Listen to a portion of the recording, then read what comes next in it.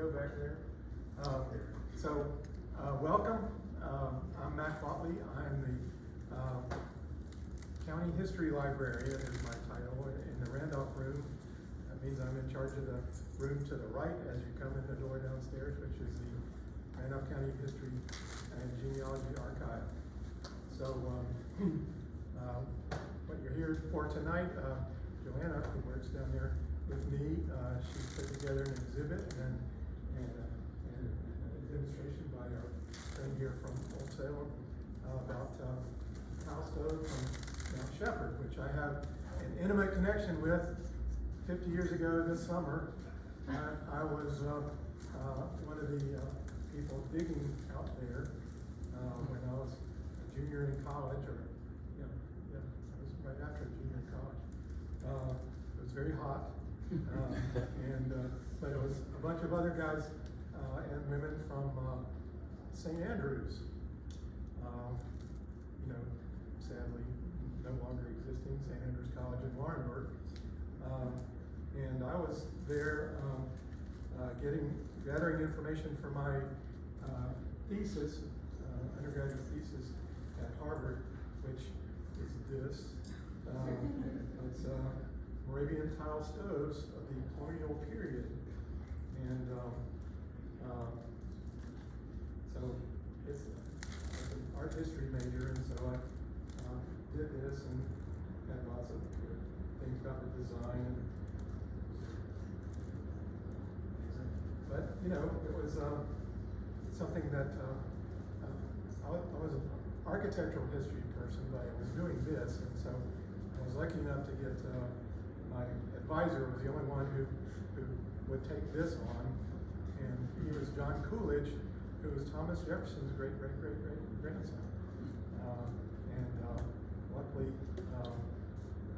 he also had written a book about Lowell, Massachusetts, and about the textile industry, which became very useful later on.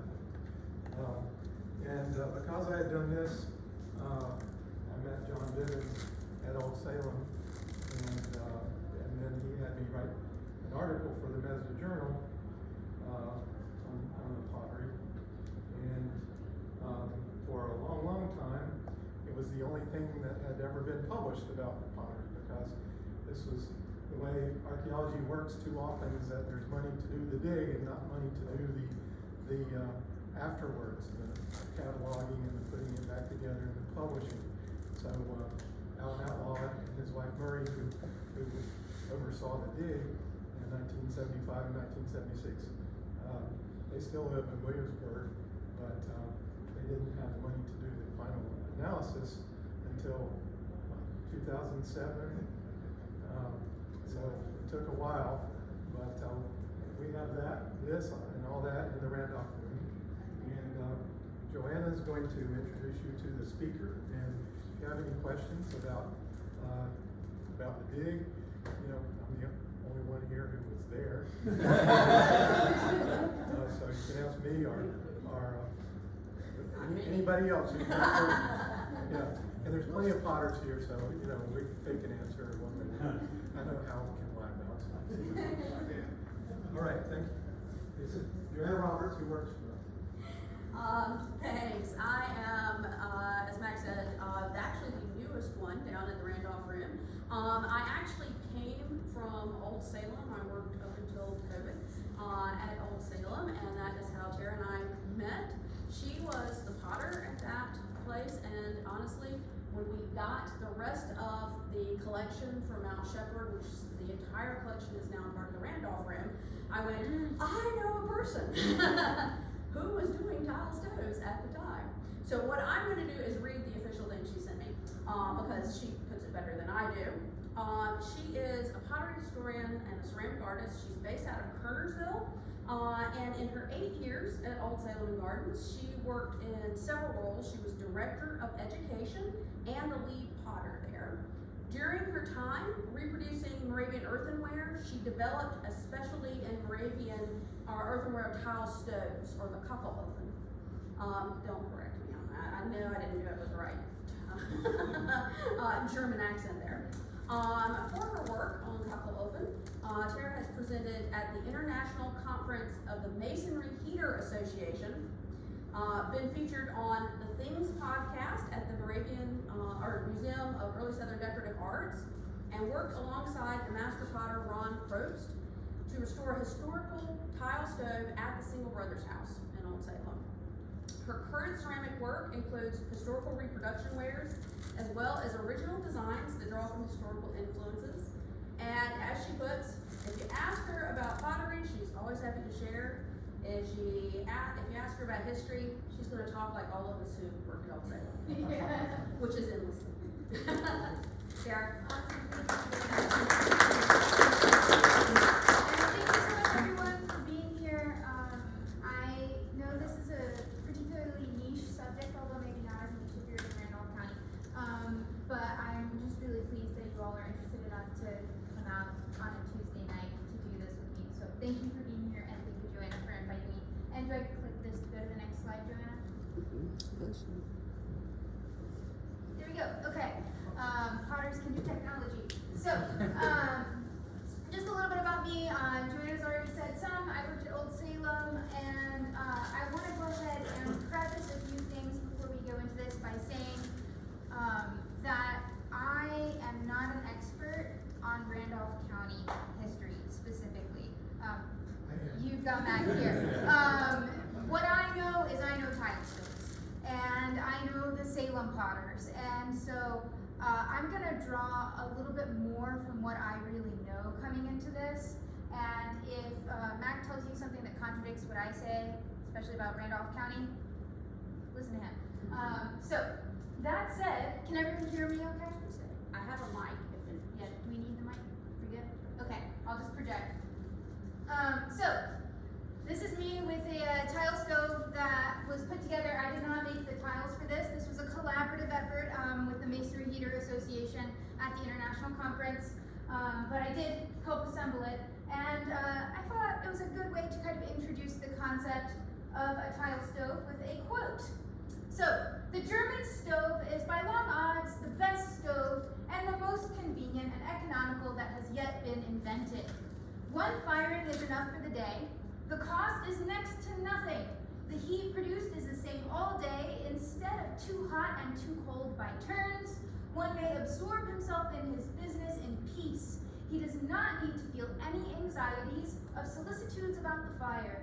His whole day is realized in a dream of bodily comfort.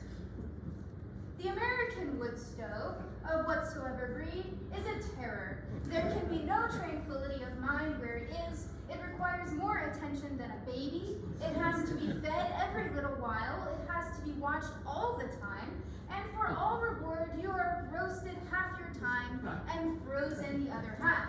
It warms no part of the room but its own part. It breeds headaches and suffocation. It makes one's skin feel dry and feverish. And when your wood bill comes in, you will think you have been supporting a volcano. This quote is by none other than Mark Twain. And I think it makes an excellent introduction to the idea of the German tile stove, or what we know as a kachelofen, is the traditional name for it.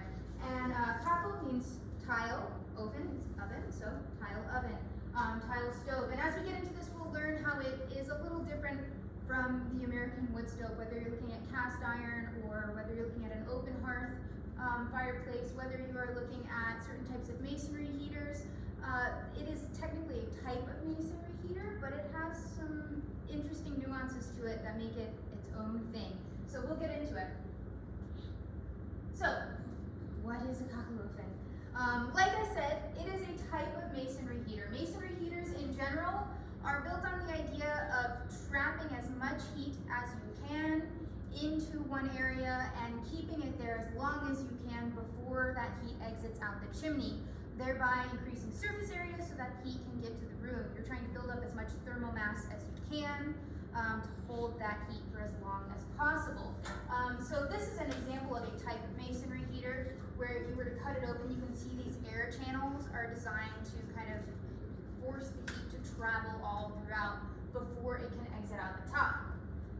Now, a lot of masonry heaters are made out of brick. They can be made of soapstone. They're made out of all different types of masonry. But a kachelofen is a little different.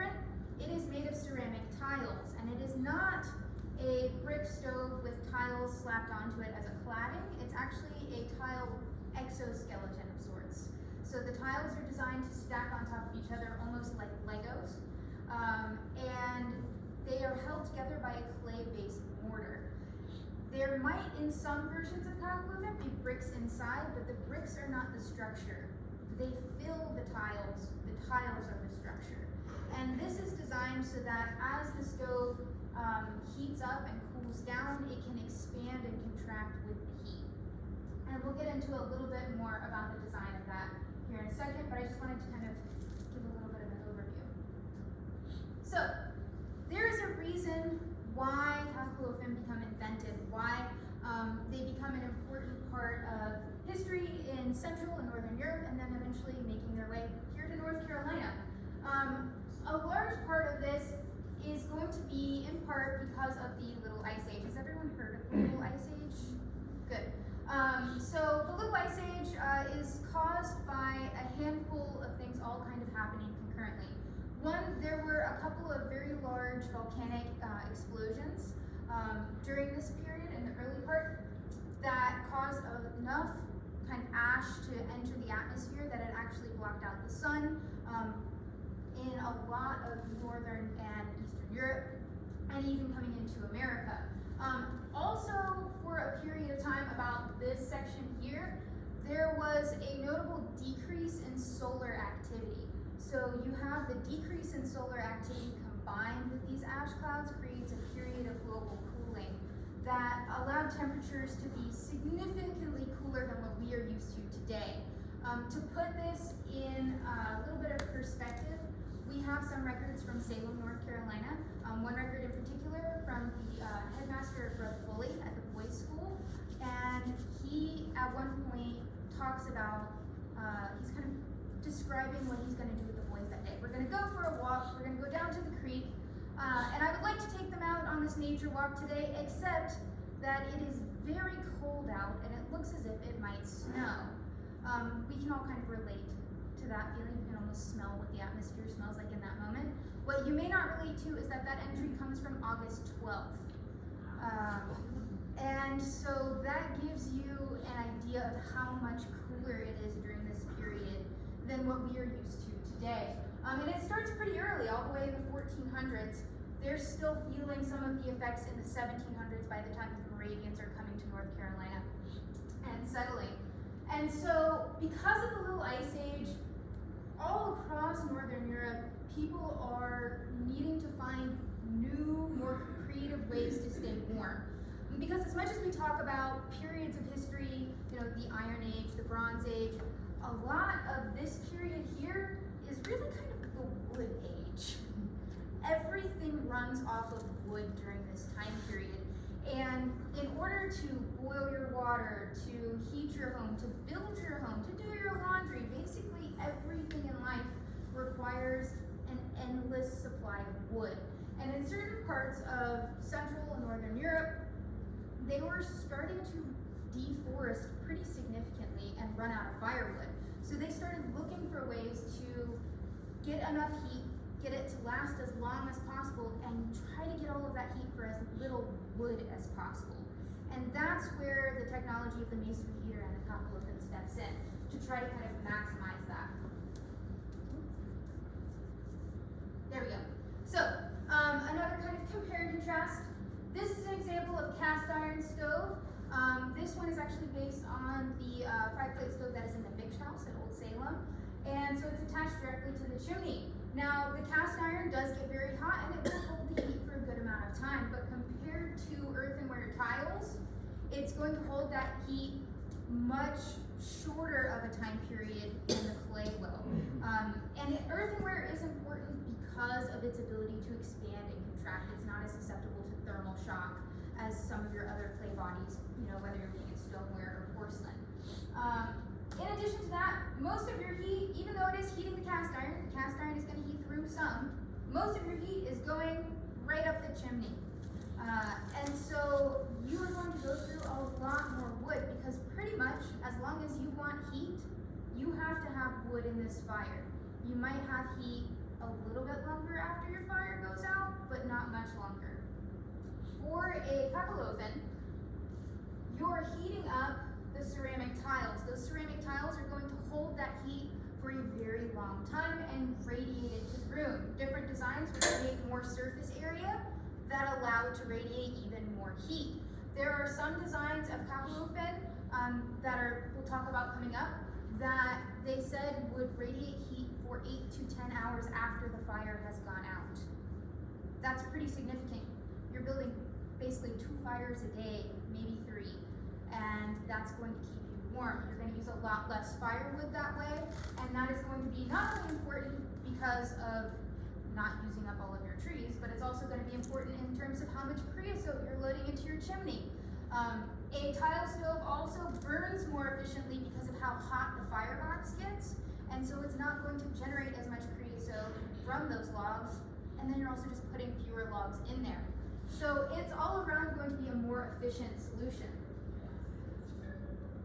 Now, this evolves over time. So the earliest designs, when you're looking in like the 1400s, are really more of a true masonry heater. You're looking at brick designs with plaster work or clay sort of mortar over the top.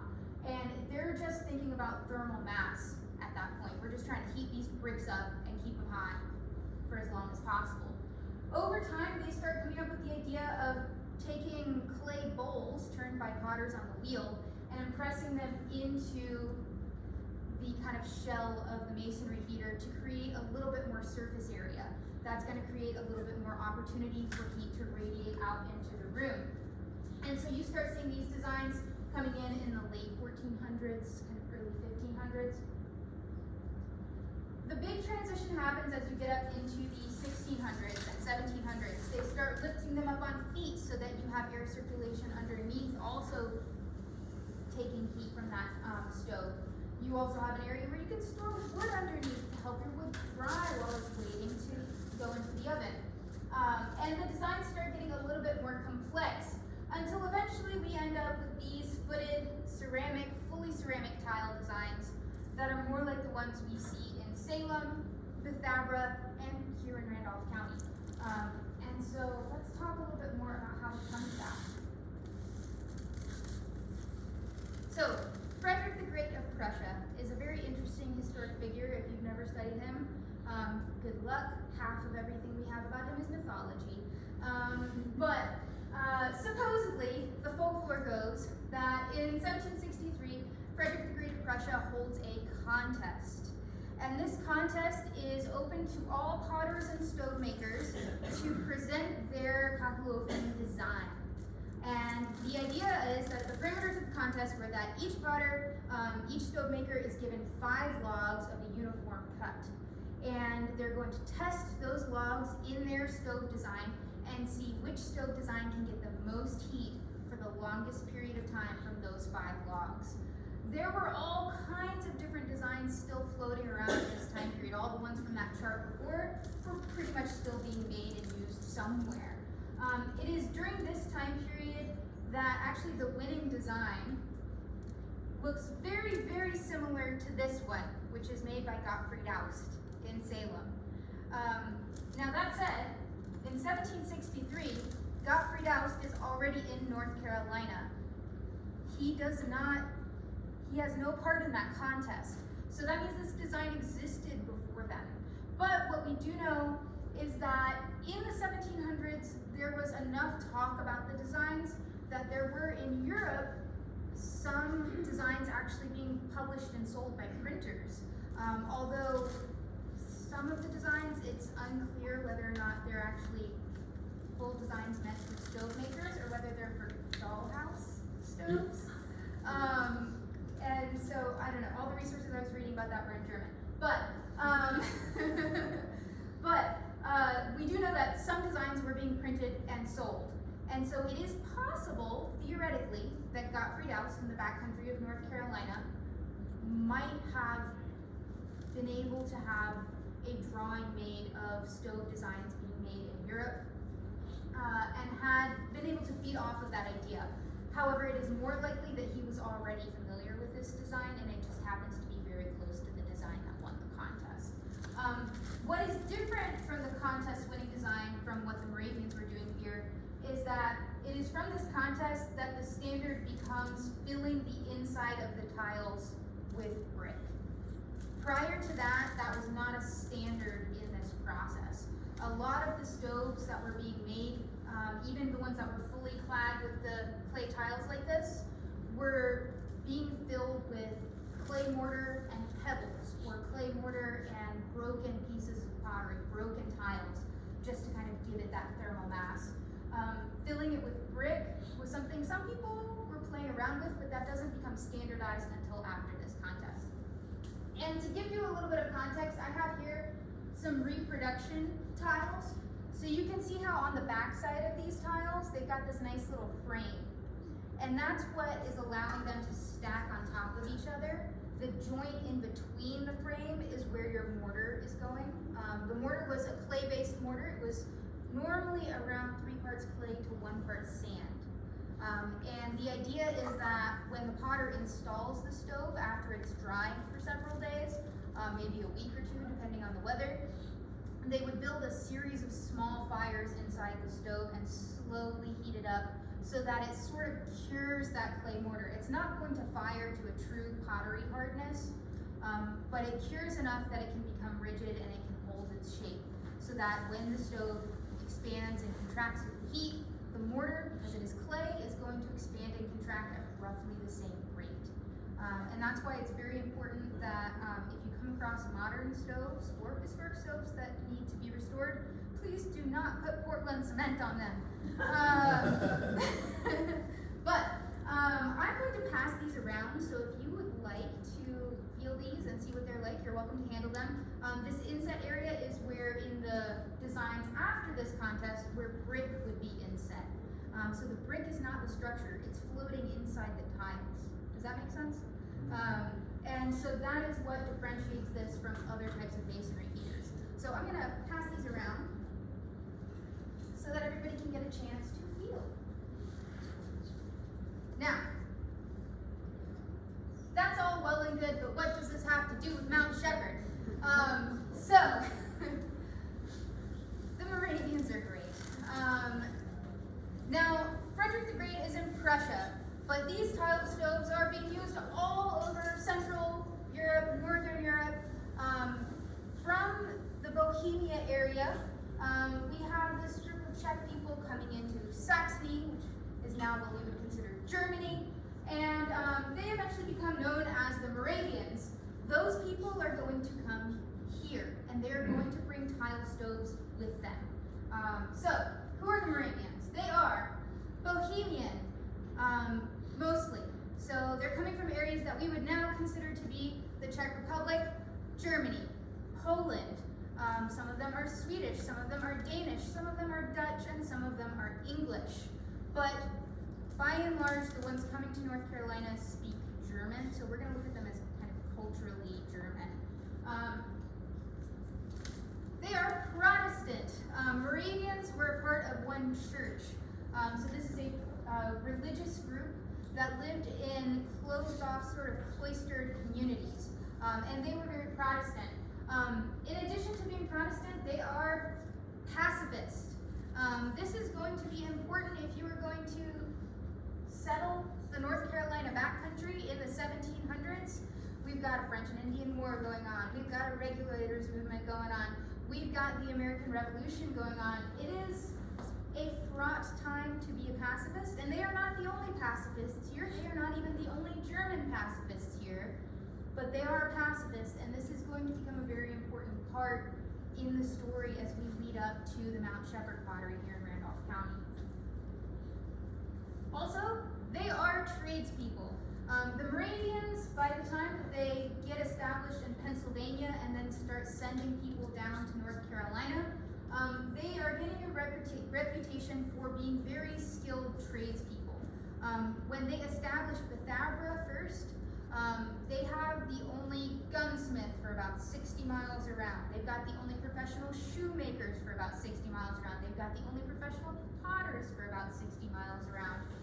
There are other farmer potters around, don't get me wrong, but if you're looking at potters who are year-round production potters, that's them. They had Salem set up in what is now Winston-Salem, North Carolina, specifically for the purpose of being a trades town. Salem was established right along the Great Wagon Road to make money off of anyone who is traveling north to south along the Great Wagon Road, and anyone who is traveling east to west to go settle the backcountry. Salem is sort of your last supply depot before you hit the wilderness. And so this is also going to influence the culture of the Moravians in North Carolina and how they respond to everything around them during the Revolutionary War. So, the first Moravian potter to come to North Carolina is a man by the name of Gottfried Aust. This is his shop sign. Now, he actually comes in the 1750s, despite what the sign says. And so he establishes himself first in Bethabara and then in Salem. And one of the first things he starts making after he gets his kiln established and he's able to start production, first thing, he's going to focus on survival. He's making, well, pipes for trading with indigenous people. And he's making storage pots, mugs for love feasts. Those kinds of things are going to come first. But very, very shortly after that, he is making tile stoves. His first couple of tile stoves that we have record of seem to have all been unglazed. Now the tiles I passed around to you all have a nice shiny glaze on them. But before they can be glazed, pottery must first be fired once to what we call a bisque state. It seems like a lot of Aust's early stoves were fired in the biscuit state and never glazed. Instead, they're applying sort of a metallic stove polish on top. Some of that might be because it took him a little longer to get his glazing kind of routine figured out and his glaze firing working the way that he wanted. And some of it may have just been sort of his economy model. It's easy to do in one firing, knock them out while you're getting started. We do have at least one of these unglazed stoves that survives. This one here is in the upstairs at the Tavern Museum at Old Salem. And it is potentially original. I've heard of a few examples in Pennsylvania as well that do not have glaze on them like this one. So this isn't something that's unique to Aust. It's just not something that you see very commonly, especially in Europe. Back in 2020 when I was working with Old Salem, we had a marketing person who had the great idea of making a TikTok account for the museum. And I went on the TikTok account and talked about tile stoves, and it instantly made everyone in Eastern Europe angry. Because they all started fighting in the comments about who invented tile stoves. And so I can tell you with confidence, yes, they all did. But after the initial argument kind of subsided, I went on there and I told the internet, the great wide internet, about our unglazed tile stoves and if any of them had ever seen any in Europe like that. And this is the beauty of being able to have the entire internet at your fingertips.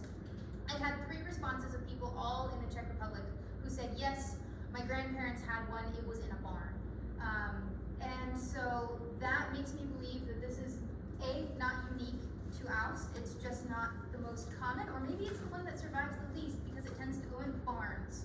And so this does seem to be sort of the economy model, and it's what he's producing first. Here are some examples of his tiles. He is using a plaster mold to create some of the ornamentation as well as the base of the tiles, whereas that frame around the back of the tiles is hand built, so that's foil built. And we do see over time between Aust and his apprentices, you can kind of tell who is working on which tiles because of the thickness of that foil built frame in the back. A lot of Aust's tiles, the frame is about as wide as my thumb, which if you're a normal sized person is probably your index finger. And whereas Rudolf Christ, his successor, has much thinner frames around the back of his. And there's a little bit more variation there too. Some of the potters, that coil in the back is rounded off, and some of them it's squared off. So it really kind of depends on the potter as to how they're doing that. We do know that Aust came from Pennsylvania with a pre-made stash of molds for tiles. And it seems like some of those had been prepared for him by a master carver in Pennsylvania before he came down to Salem. And so the molds for the tiles, most of them were already in his inventory when he got here. However, he does seem to have added to them after he got here over time. Some of his earliest molds are not made of plaster at all, but are actually made of just bisque fired clay. And Old So, Gottfried House is the first Moravian potter in North Carolina. Now, the problem with me trying to create sort of a family tree out of this is that he has lots of apprentices. And some of his apprentices have lots of apprentices of their own. This is me zooming into one very specific branch of the family tree. This is not everyone. And this is the story we're going to look at tonight as we really start to zoom in on Mount Shepherd and what is leading us up to Mount Shepherd. So, Gottfried House, by and large, his most famous apprentice is his successor, Rudolph Christ.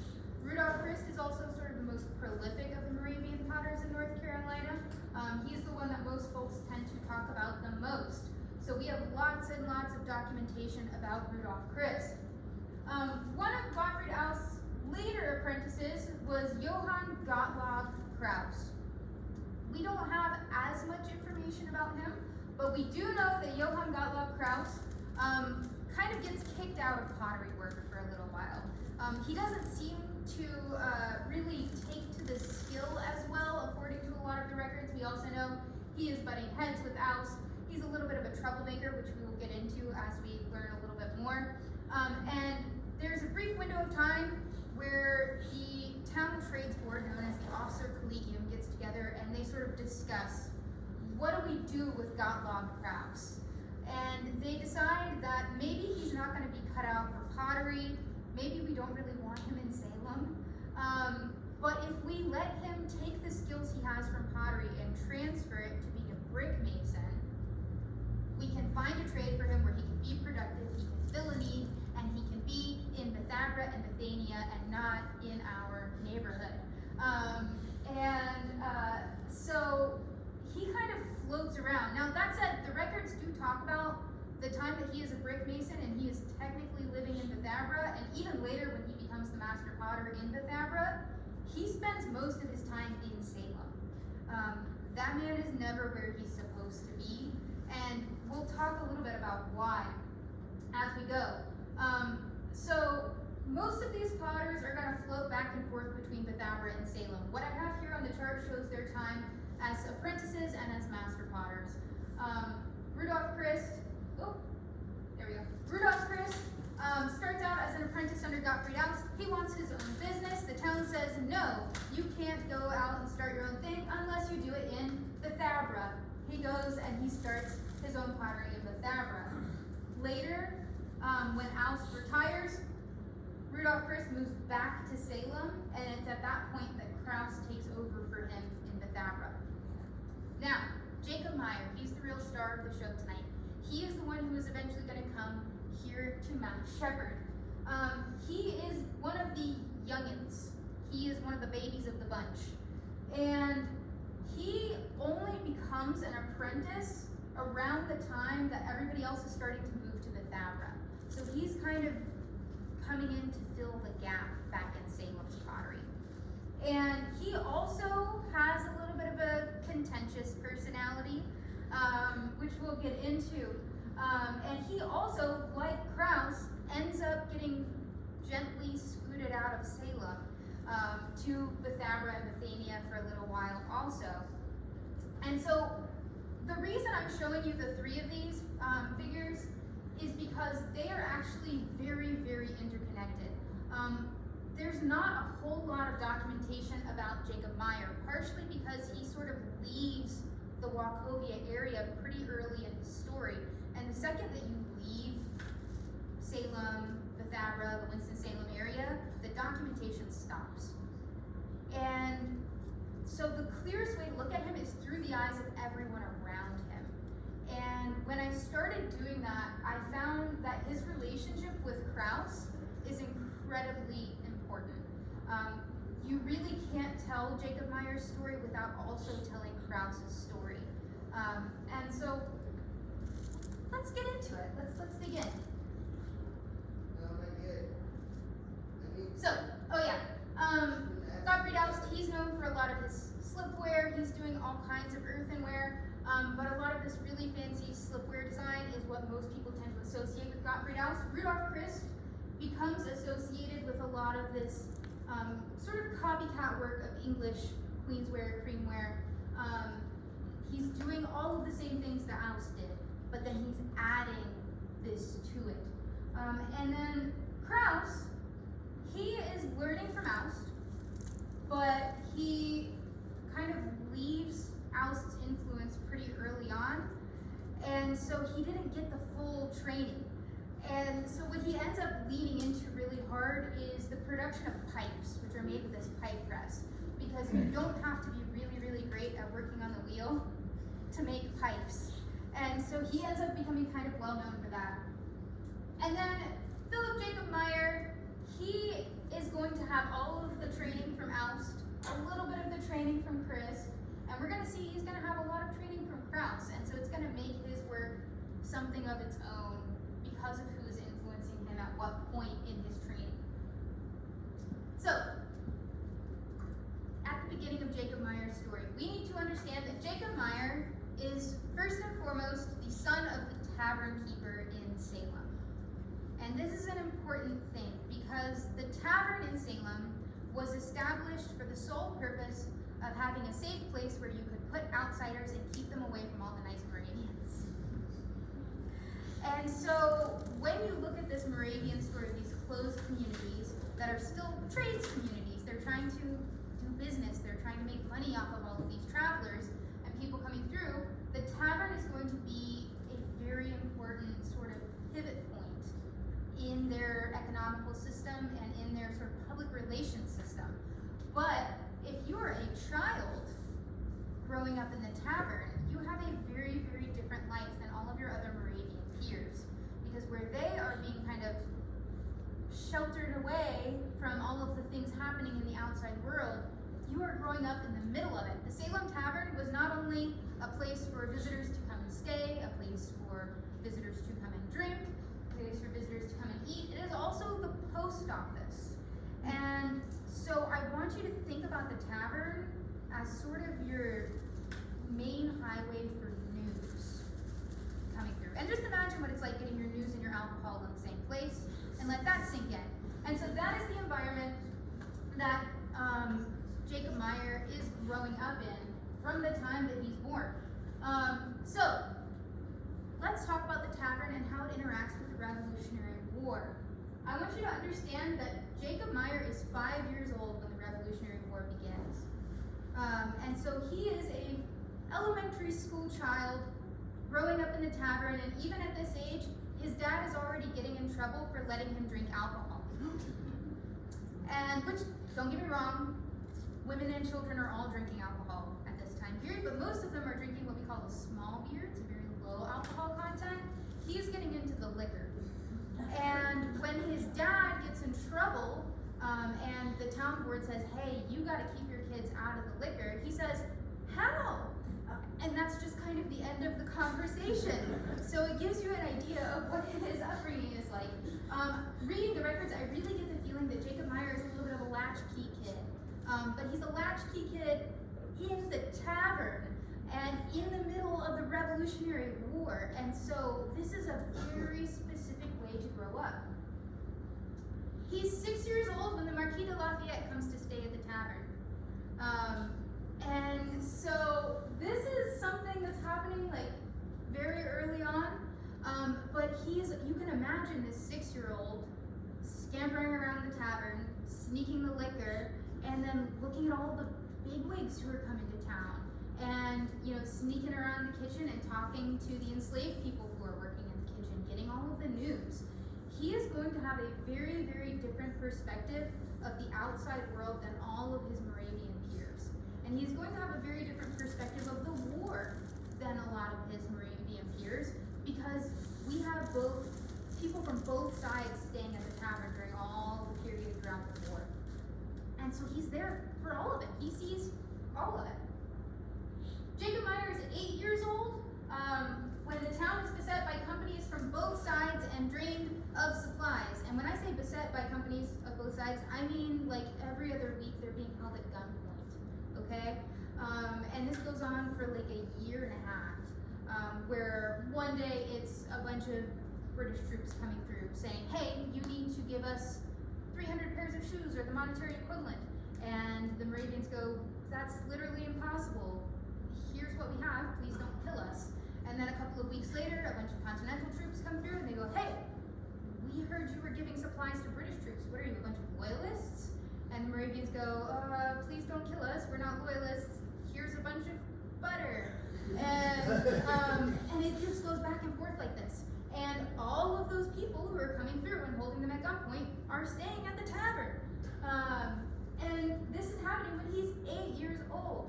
And so this is something he's growing up. When you're in this age and you're seeing these events happening all the time, this is just, you just think that's how the world is. That's just normal, right? He's also 8 years old when Major Barrier comes through with a continental company of mostly Germans.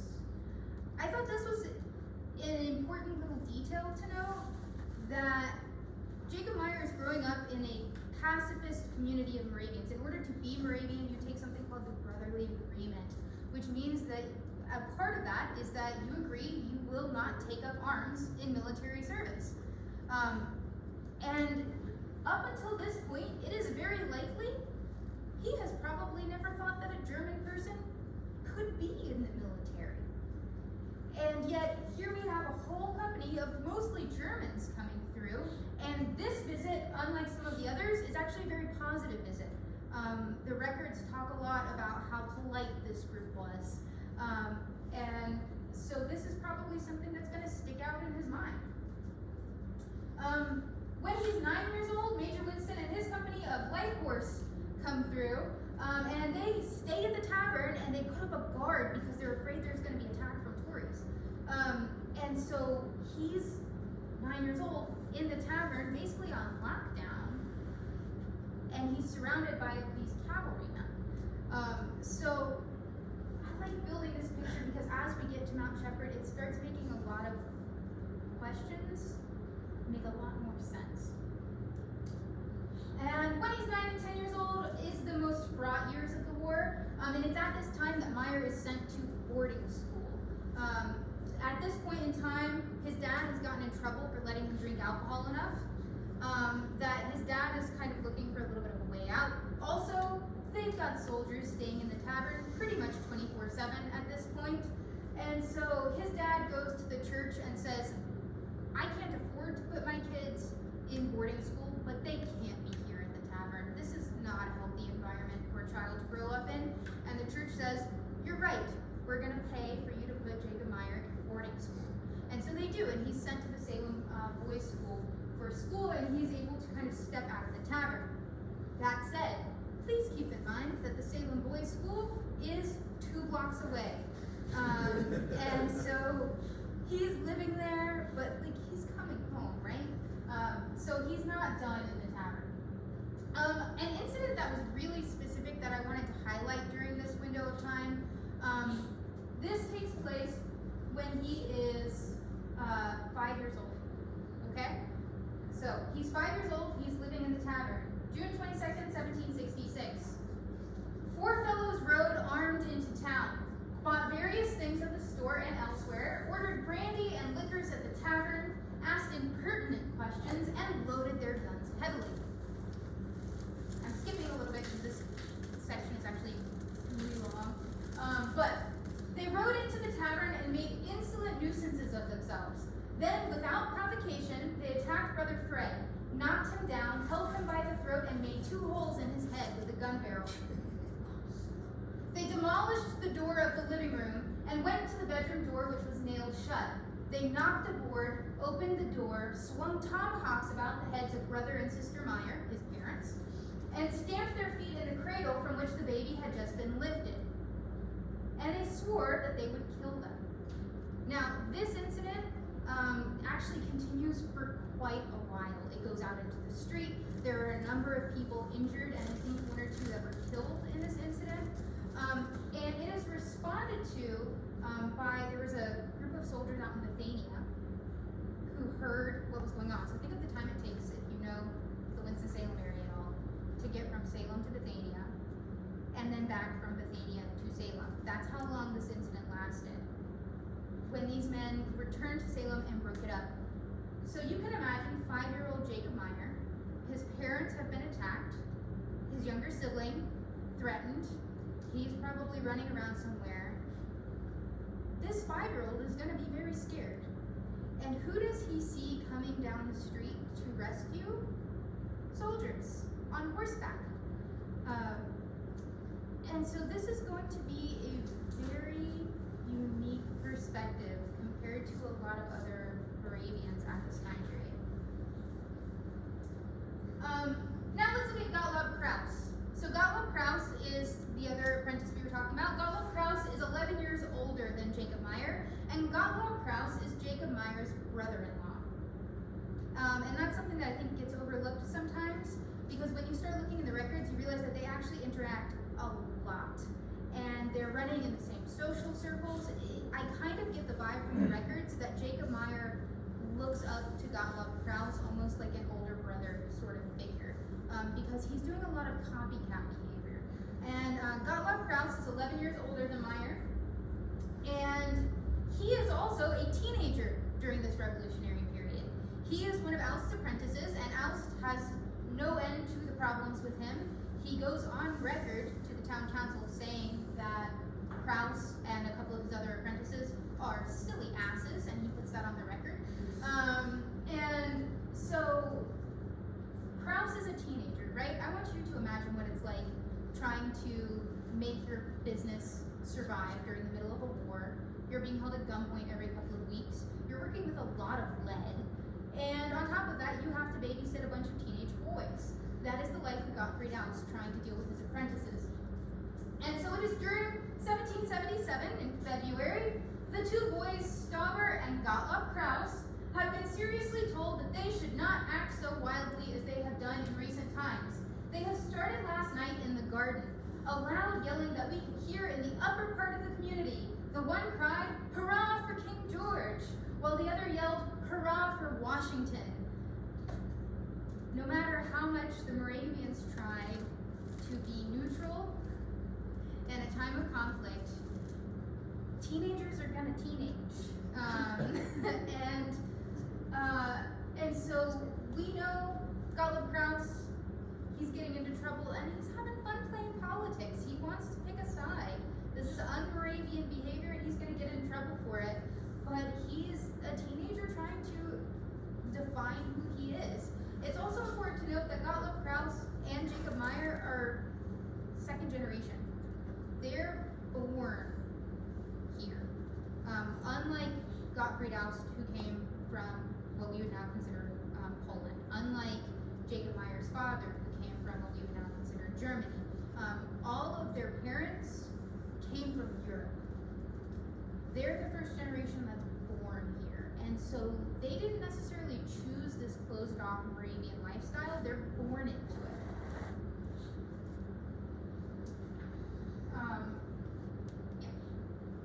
So, in 1783, the war ends, tile stoves continue, and construction begins. The Moravians are so excited when the war ends that they hold a massive celebration in celebration of peace and the end of the war.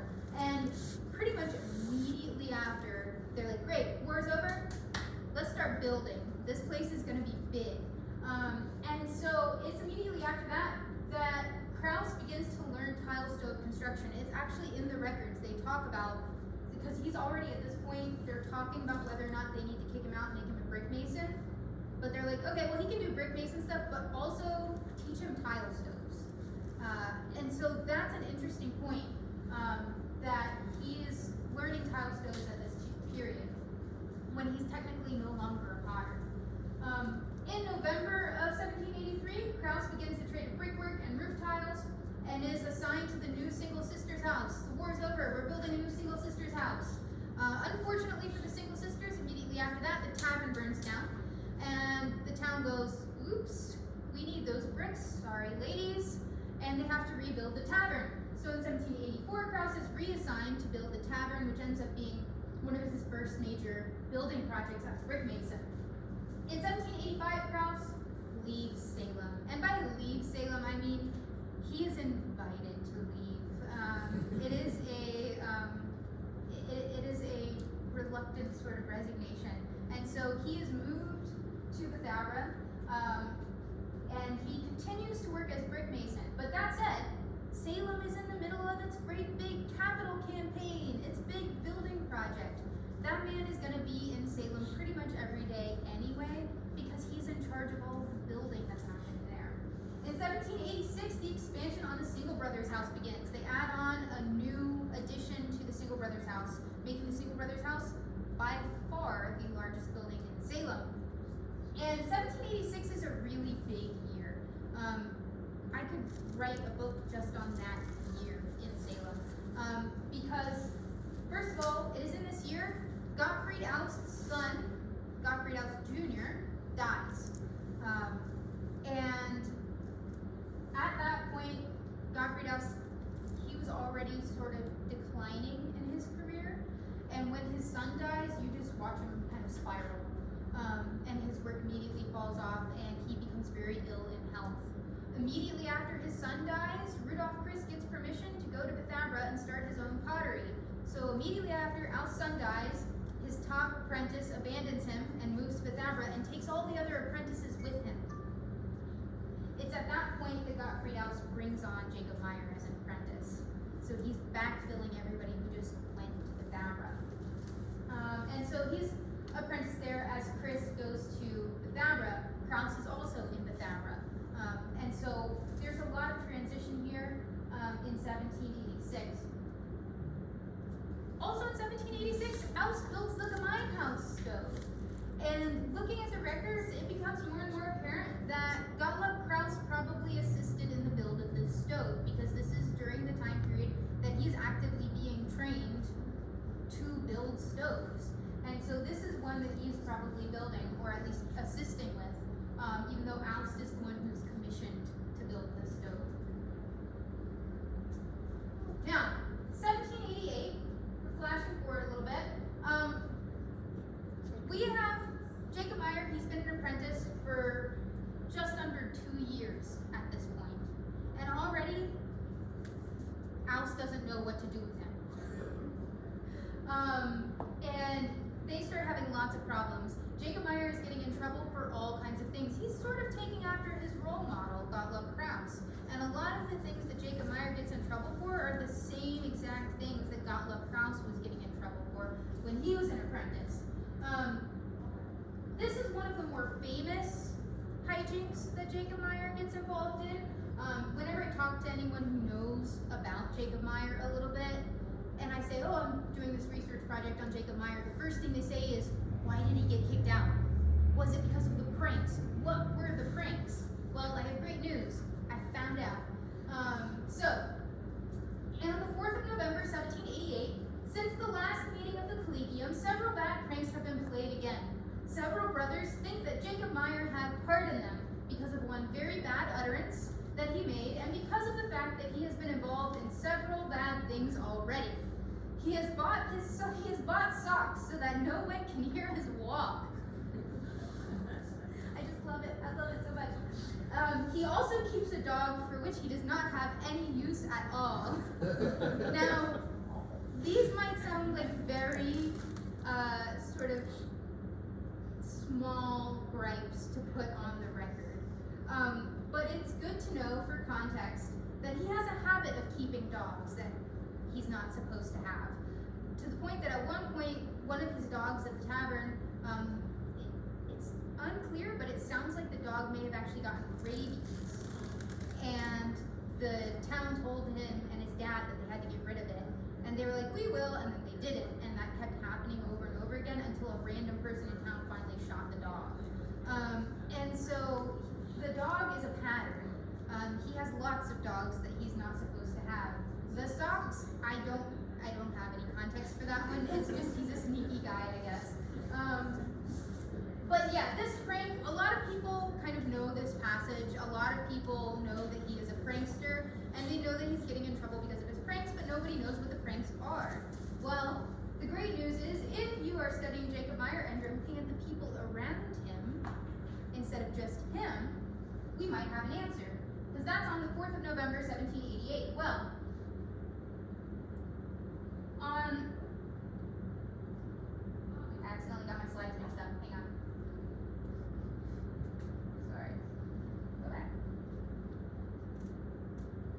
There we go. So, on the 23rd of December, the same year, so this is 2 months later, we have a quote from the records about Gottlob Krause. There have been some things happening among us to the shame of the whole community. Several people whose bad way of life is sufficiently known. They like that phrase, bad way of life, when referring to Jacob Meyer. They use it in multiple places, so when they say bad way of life, you know they're talking about Jacob Meyer. There are several people among us whose bad way of life is sufficiently known have accused Gottlob Krause, on whom they wanted to play a prank, of stealing a pig. They have persuaded Philip Vogler that the pig belonged to him. Wrong was done to Gottlob Krause. However, his way in the community is so bad otherwise because he is constantly trading against orders. Right now, he is trading with rum and is even offering it to the boys. So it looks like Jacob Meyer is framing Krause for stealing a pig by convincing one of the older gentlemen in the community that this pig that Gottlob Krause has is actually supposed to be his and that Gottlob Krause has stolen it. Now everyone seems to recognize that this is not true, that this is a prank. And it does seem that Meyer at some point kind of fesses up to it.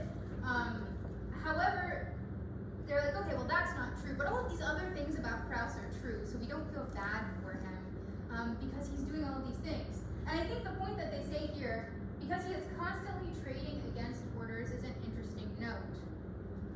What is he trading against orders? Well, Gottlob Krause is in many places getting in trouble for selling things he is not permitted to be selling.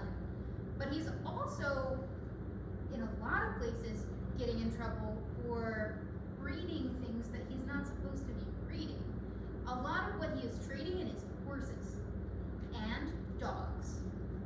And when he gets reprimanded for breeding horses, and he has too many horses that now talks about, and he's not allowed to have all of these horses, and in the record they say that this is bad because it may reflect poorly upon the community. Now I want you to consider, why would breeding horses reflect poorly upon the community?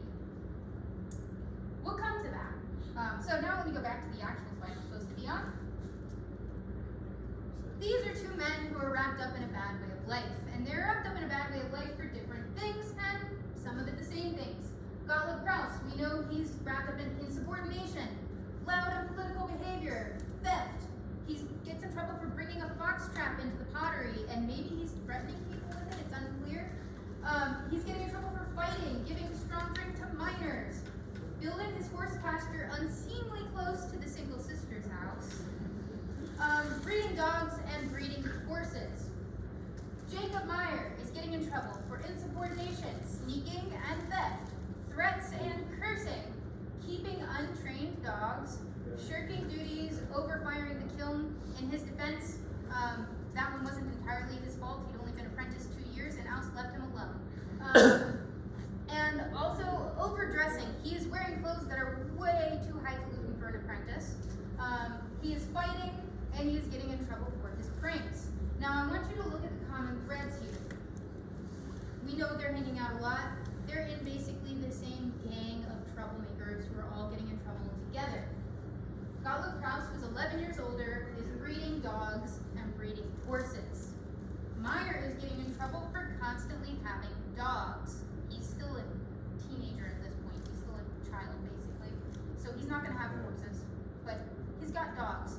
Can we guess what they're doing with these dogs and horses?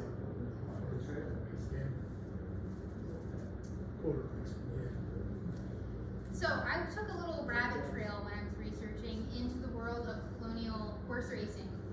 And I found that North Carolina was actually well known for breeding some of the best racing horses. This quote here is from a tour in the United States of America by J.F.D. Smith from London.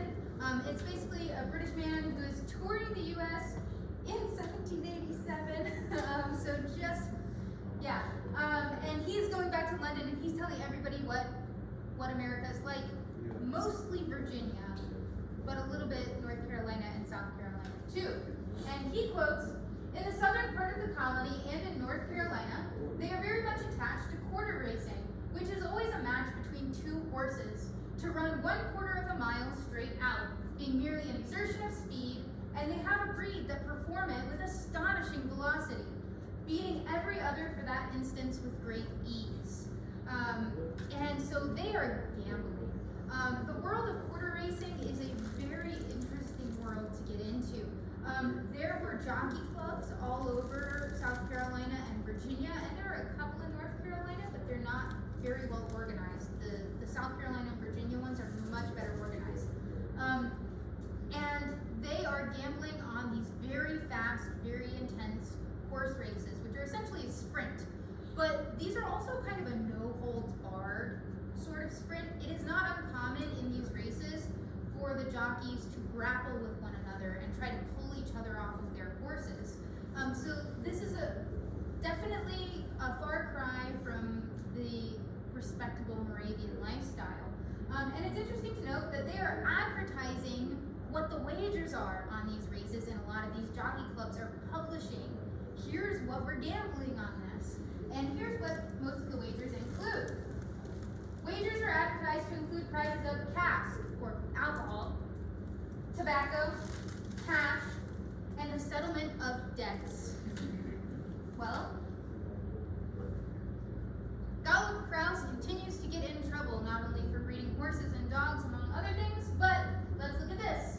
We talked to Gottlob Krause about the accusations, saying he has stolen some things out of the tavern at the times of brother Jacob Meyer. This is Jacob Meyer Sr., who's his father-in-law, so he's stealing things potentially from his father-in-law.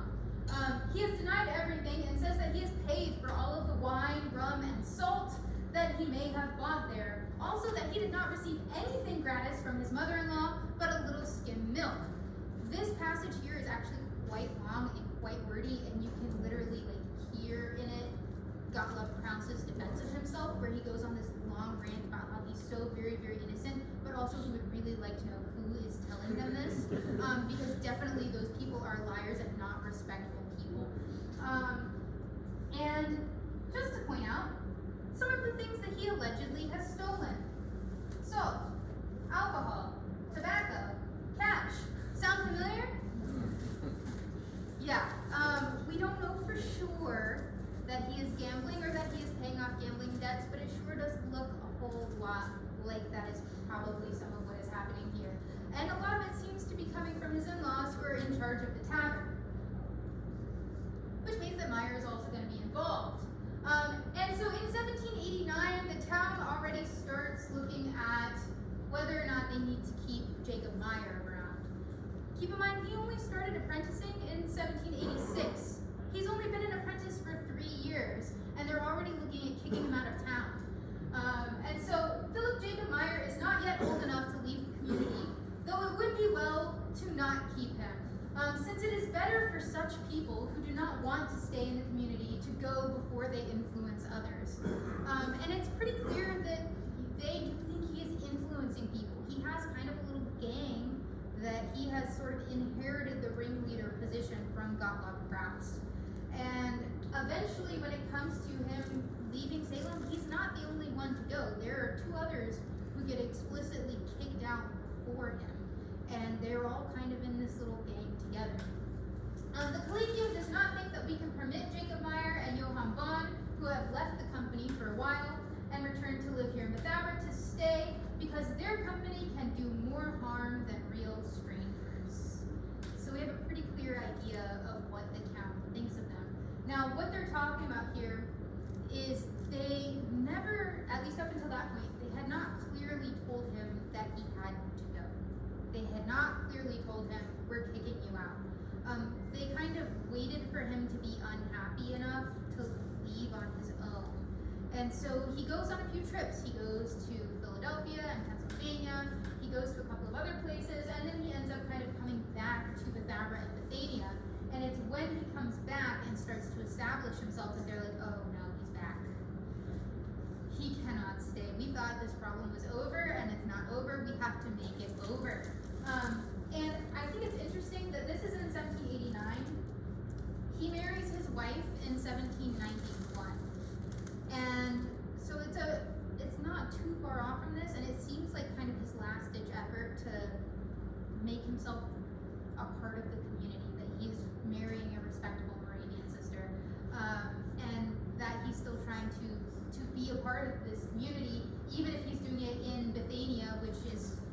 mixed community of both Moravians and strangers, and in Bethabara. Now, it's in this time period that some of the research, we tend to conjecture that he might have been working a little bit with Kraus at this time period when he's in Bethabara and Bethania. Kraus at this point in time is the master potter in Bethabara. And so it is possible that Jacob Meyer is getting some work from him in Bethabara sort of under the table at this time. When we look at the things happening in Mount Shepherd, I tend to agree. I tend to think that that is probably the case, because there's going to be a few things where we're going to see not just the influence of his training from Aus, which was only 3 years, but also we're seeing Bethabara influence in some of the work. So let's talk about Mount Shepherd. He gets married in 1791. In 1793, he and his wife moved to Randolph County, and from what we can tell, they established the Mount Shepherd pottery here, which there has been wonderful archaeology work about. So I'm not going to get too deep into the archaeology, but I do want to talk a little bit about what Mount Shepherd has, what it has in common with the other Moravian work at Bethabara and in Salem. At Mount Shepherd, we know he is producing earthenware clay pipettes that are made to be used with a reed stem. This is a design that is also very common in Bethabara, that Aust was making, that Christ is making, that Kraus is making. This is what Kraus is known for, by the way, and it's being made here in Mount Shepherd as well. He is also making slipware plates, which are a very Wachovia Moravian style of pottery. Aust is making lots of this stuff. He's very well known for it. Christ is making it. Kraus is making it a little bit. And so we know that this is being made here in Mount Shepherd, and well, not all, most of the patterns are patterns that also appear on pottery at Bethabara and in Salem. We know that he is making all kinds of storage vessels, which is going to be the potter's bread and butter pretty much everywhere at this time period. This is most of what you are selling to people is storage vessels. But his storage vessels are the same shape as pieces that are also found at Bethabara. And so he's sticking to a very distinct style. He's not deviating from his training, really, in most of the things that he's producing at Mount Shepherd. His kiln here is very interesting because it is so close to a medieval kiln. Like, this is a very old-fashioned kiln.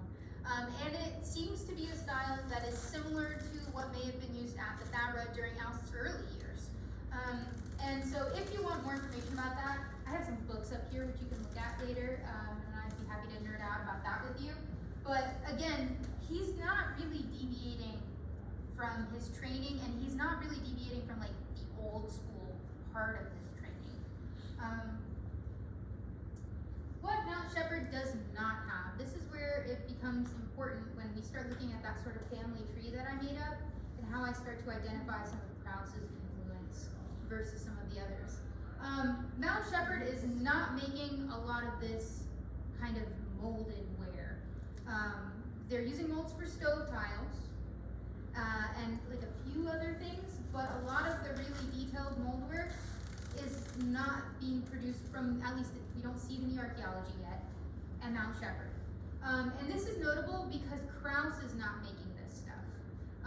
In the records, when Kraus moves to Bethabara and takes over the pottery of Bethabara, the records state that he will not be making the fine moldware that Christ is making, because if they gave him the molds, and I quote, he would not know what to do with it.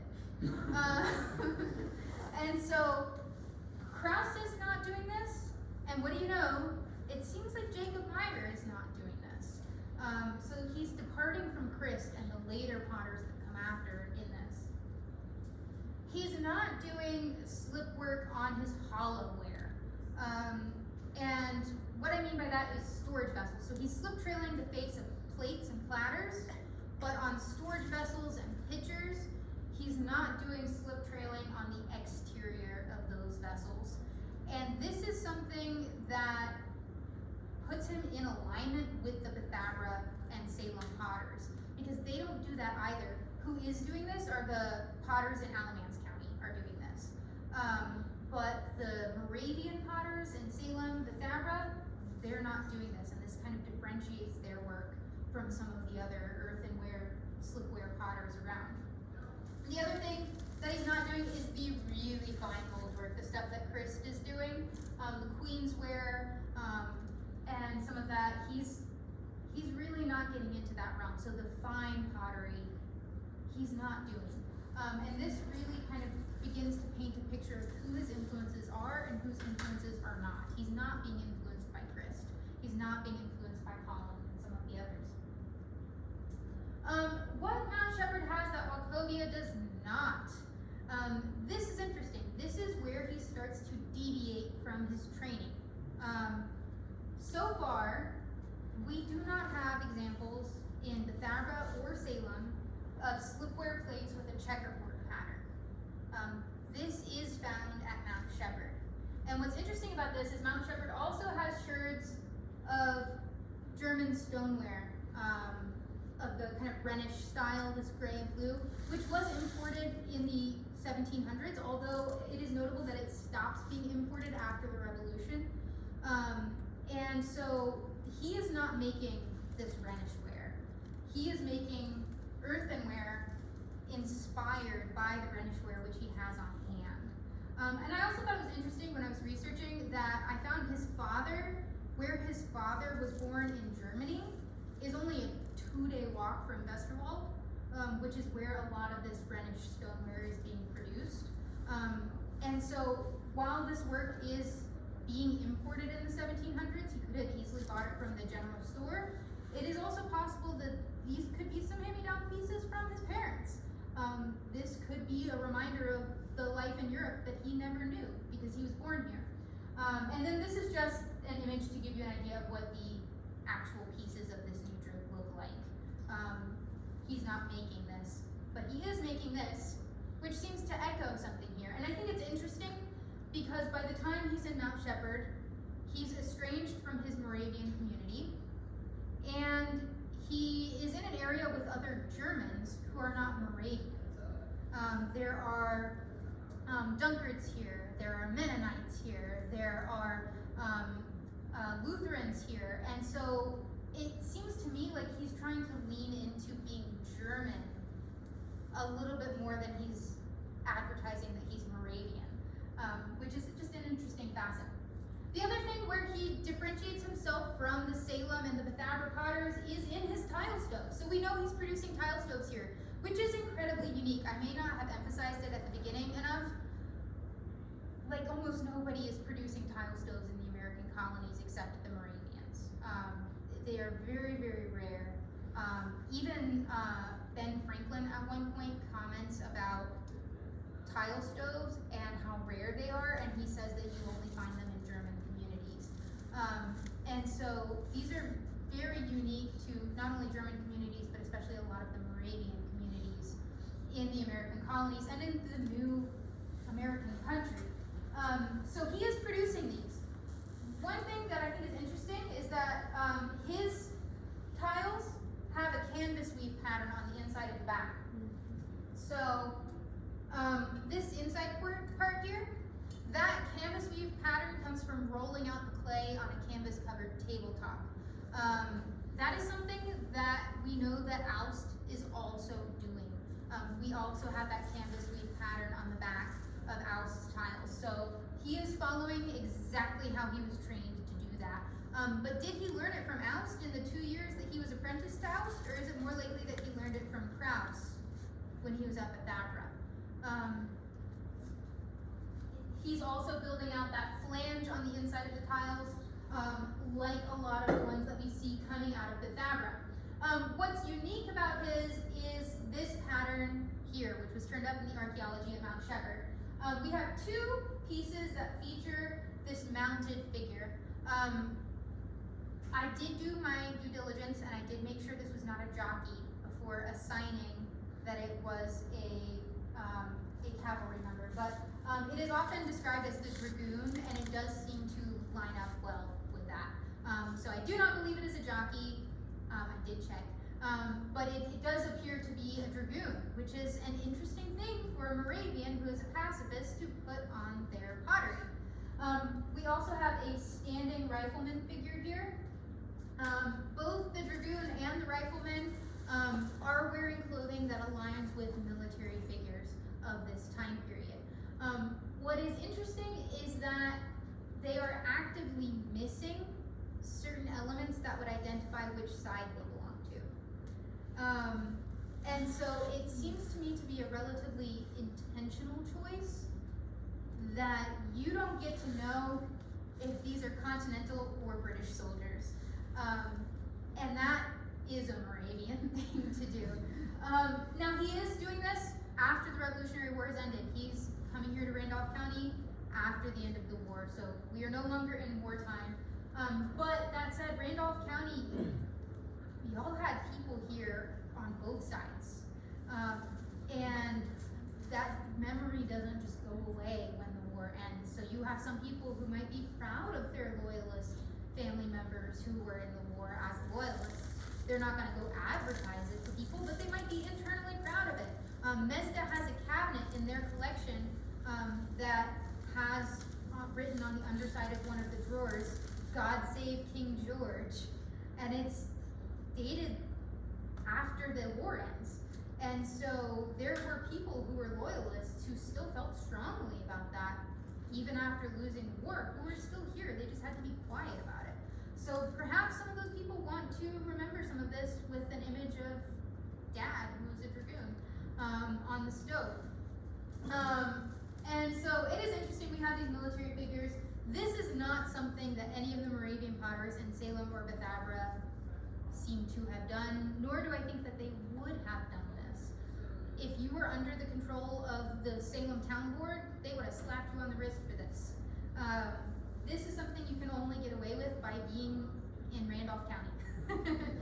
And so it's quite interesting. This is a photo that was taken of the old Potter's Room in Salem, in North Carolina.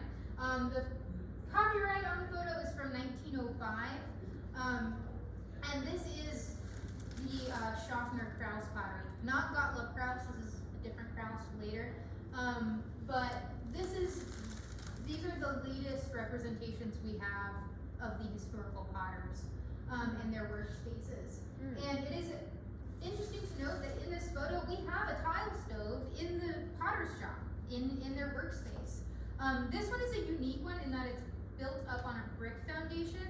Most of the stoves that we have remaining have a wood base with turned legs, 6 turned legs, wood base, and then tiles and brick directly on top of that. This has a brick foundation. And the other thing that's interesting about this photo, I actually got permission to get like the really, really, really big version of the photo, and I blew it up. There are 6 different patterns of tiles on this stove. So it appears to be like a sampler, kind of. Well, there are at least 6. There might be more. Part of the reason why I blew it up to check was because I knew there were different types on here, and I wanted to make sure there wasn't a dragoon on here.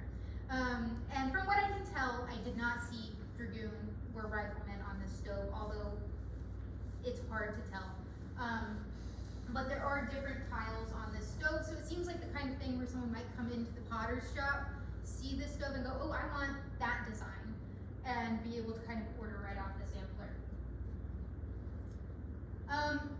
One thing I did want to point out, the dragoon tile specifically is one it's in good company. Although Moravian potters are not going to do this, if you look at some of the European stoves, especially in Germany, you see a lot of knight tiles, mounted knights, and they are in almost the same pose as our dragoon here. And it makes sense just from an art history standpoint. You often see military figures and mounted figures facing left to right, because to an audience that reads left to right, that feels like the figure is advancing, versus if they're facing the other way, it feels like they're receiving. And so most of the time military figures are going to be positioned in this way. But you can see how similar the layout is This is something that is not, I don't think he's just inventing it. I mean, he could, but it's simple, but there's a tradition for this. And so this seems like the kind of thing that maybe he has somewhere in his travels had exposure to actual European stoves, seen a diagram or an illustration somewhere, or had a German friend of his in Randolph County who had a tile he brought from home. We don't know. But this doesn't seem to be something that he's ignorant of because of the similarities that we see here. So, with that, the final question we have, who is this stove for? Well, I can tell you first who it's not for. It's not for Moravians. They're pacifists. They don't want military figures on their pottery. It's not for Mennonites. They are also pacifists. They don't want military figures on their pottery. It's not for Dunkards. It's not for Quakers. All of these people are pacifists. Even though this makes up most of the Germans in Randolph County, and Germans are the ones who do want tile stoves, it's also not going to be for Anglo-Americans. And here's why I say that. We have record both from some of Ben Franklin's writings and also from the tavern in Salem. We have writings that indicate that a lot of English people and a lot of Anglo-Americans were not comfortable with tile stoves. To us, the sort of safety benefit of the tile stove seems a little bit obvious. You put the fire in the enclosed box and you have less of a risk of a house fire, right? But to a lot of the English people, that was something they didn't like, not being able to see the fire. Ben Franklin actually goes on record at one point, he's writing about it, and he talks about how some English people are so prejudiced against enclosed stoves that they would rather have themselves like tanned to bacon by the smoke of their open parts. And so he feels very passionately about it because Franklin also developed a stove that was based on the same concept, although his is metal, Franklin's stove. And so he was also looking for a solution in a similar vein. So we know that a lot of Anglo-Americans are not going to be interested in tile stoves. At the tavern keeper actually had to remove most of the tile stoves from the tavern and have them replaced with cast iron or with brick hearths because the guests were complaining they didn't like the tile stoves. And so the problem with this list is this is almost everybody in Randolph County. Who is this for? Well, it could be for Lutherans. Lutherans are one of the few groups of Germans who are not explicitly pacifist. And Randolph County did have a lot of Lutherans at the time. So it is possible that you might have a couple of Lutherans around who have an affinity for tile stoves and who had relatives who were in the war or maybe grew up like Jacob Meyer and kind of looked up to some of the soldiers and saw them as protectors or heroes. It could be for unaffiliated German Americans. And what I mean by this is that by this point, Jacob Meyer himself is unaffiliated. He is no longer a part of his Moravian community.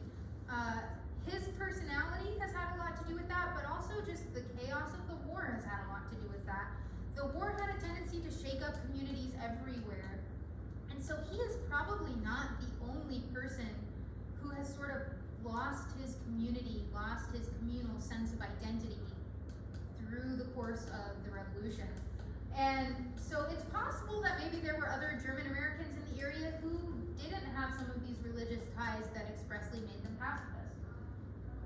And it could be for a new American audience, because by this time, we are starting to enter the period where everyone is, for the first time, having to figure out what it means to be American. Even in Salem, where you have this, very outlined, specific community, they were wrestling with, are we still German? How long can we be a closed community? Are we German Moravians? Are we Americans? What does it mean to be American? And you see this kind of identity crisis take hold very strongly in Salem, the Thabra, over the handful of years after the end of the war. It's no surprise that other communities are going to feel similarly. And so it's possible that maybe Jacob Meyer is kind of taking advantage of this identity crisis, and he's going, okay, everyone's figuring out what it means to be an American. No one has ever been an American before. Maybe Americans like tile stoves. And so maybe he's experimenting, maybe he's testing it out. And then the final thing is perhaps it's just for himself. Maybe he is making something from his memory, from growing up in the tavern surrounded by soldiers and having dragoons come to call. We really can't know. But I do think it's very interesting that sort of just by the nature of the archaeology, the thing that defines him a little bit is so specifically not Moravian. And it really kind of creates this poignant picture of this man who grew up in a very specific community trying to navigate life outside of the community after the war. So, that said, Jacob Meyer, he lives until 1801. He passes away in 1801 in Bethabara, so near family. Gottlob Kraus passes away in 1802. They die within a year of each other. And I would not be surprised if they were probably with each other, you know, up until Meyer's pass. Their stories, I think, are pretty much inseparable, and I think there's a lot of Gottlob Kraus in Meyer's work here at Mount Shepherd. So, with that, that's pretty much what I've got for you all. Does anybody have questions? Yes? I'm sorry, I got in. Yeah. I thought I was hearing things about pottery. Yes. So when I saw cars like yours, so anyhow, but my one question you might have gone over already. Sure. What is the first established date of the Seagrove pottery era? That is First one. not my specialty. But, I mean, as far as all the pottery